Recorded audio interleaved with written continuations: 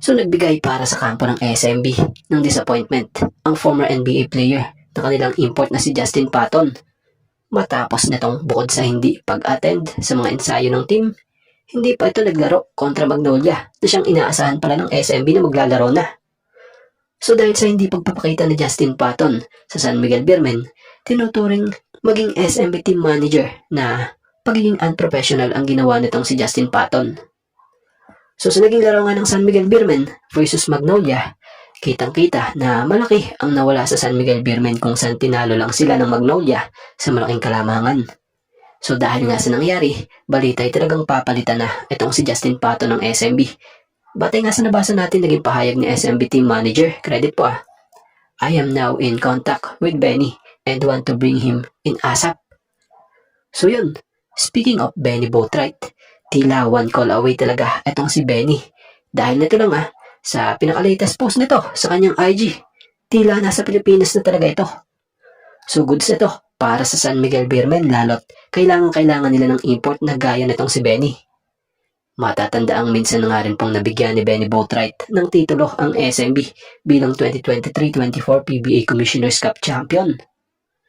So good news nga ito dahil kung di nyo matatanong kondisyon na kondisyon po ito kung saan huling naglaro ito sa KBL para sa team ng Daegu Kogas Pegasus kung saan nakapagbigay nga po ito doon ng disenteng mga numero. So tingnan natin at abangan ang muling pagbabalik SMB nito. For sure, maraming SMB fans muli dyan ang matutuwa. So official na, balik SMB na talaga itong si Benny Boatwright. Pero bago nangyari yon, matatanda ang dumaan nga muna ang SMB o San Miguel Beermen sa pagsubok matapos ang sunod-sunod na kabiguan at problema sa kanilang import dahil upang mangailangan sila ng agarang solusyon sa gitna ng conference. Kung tutusin, naging malaking problema sa SMB talaga ang kanilang sunod-sunod na pagkatalo kabilang itong pagkatalo nila kontra Magnolia kung saan naglaro nga sila dito ng walang import na nauwi pa sa pagkatambak sa kanila ng Magnolia. So isa talaga rin sa nagpalalim ng problema yung biglang pagkawala nitong si Justin Patton na tila nag-awol sa team. Sa madaling salita, di na nga nagpakita. Kaya naman sa pangit na nangyari sa SMB, agad naman itong napalitan ng maganda. Speaking of maganda or good news, nito lang kinumpirma ni San Miguel Beermen head coach na handa nang bumalik si Benny Boatwright matapos ang kanyang stint sa Korean Basketball League at inaasahang makakasama agad ng koponan. At yun nga ang nangyari. Kahapon lang, April 13, nag-post sa kanyang IG itong si Benny Boatwright ng pagpapahiwatig na nasa Manila na nga siya. At ngayon lang, batay naman sa naging post or update nitong si Kabola na si Mr. Edwin Cortez. Credit po sa kanyang FB page, dumating nga po itong si Benny Boatwright sa ensayo ng SMB. At sa post naman ni Jericho Cruz, player ng SMB, credit po, kapansin-pansin na balik ensayo na itong si Benny Buckets para sa SMB. So good sa to, dahil panigurado, babalik na muli ang dati ng sigla ng SMB dahil sa chemistry at presence na bit-bit ng isang Benny. Si Benny Boatwright nga, naging susi ng team sa kampyonato ng SMB noong 2023-24 Commissioner's Cup ng PBA. So balita'y inaasahang magdadala muli si Benny ng scoring at lakas ng opensa sa Beermen sa nalalapit nilang laro kontra dito sa NX Road Warriors.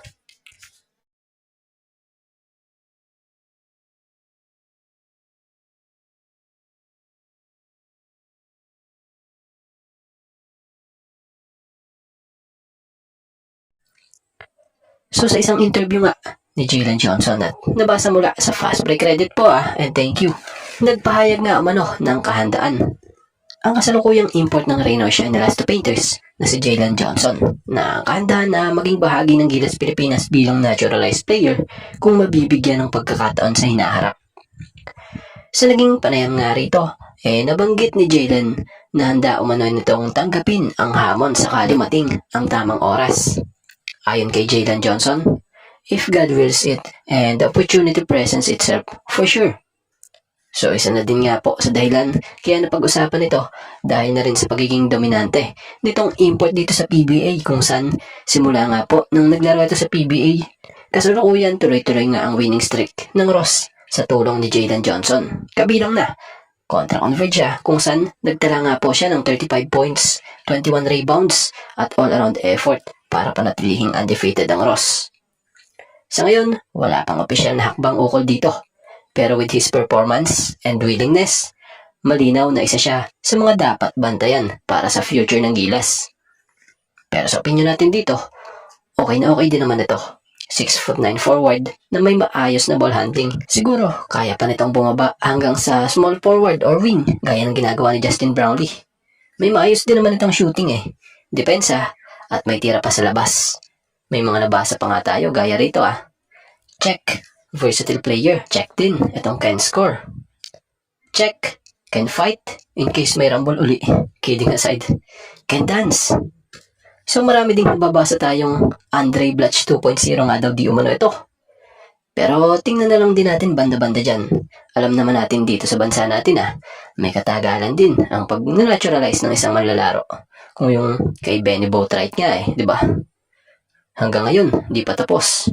So, ano ang opinion nyo rito sa pagiging willing ni Jalen Johnson na maging naturalize ng Gilas Pilipinas kung mabigyan siya ng pagkakataon? At bago nga ang lahat, baka naman po pwedeng makahingi ng isang subscription para sa ating channel or pakifollow na rin po kung nagustuhan nyo ang ating mga basketball update. At kung ito na may makakabigat para sa inyo, kahit isang like and share na lamang po. Maraming salamat po.